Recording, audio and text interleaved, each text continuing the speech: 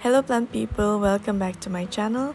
So today's video is going to be about the sticky trap that I have here. I got this from an agri store.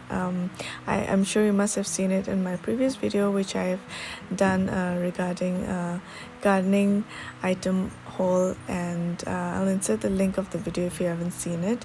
And yeah, what I'm trying to do here is trying to remove this cover to show you guys how sticky this particular sticky trap is. And I got this in a sheet, and you can easily cut it into smaller pieces according to your requirement, and then paste it on a piece of stick, or on the pots.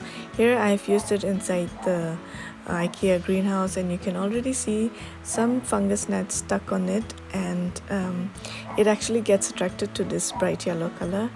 And this is outside my balcony, and during rainy days it gets more attracted towards moist surface. So yeah, here it is.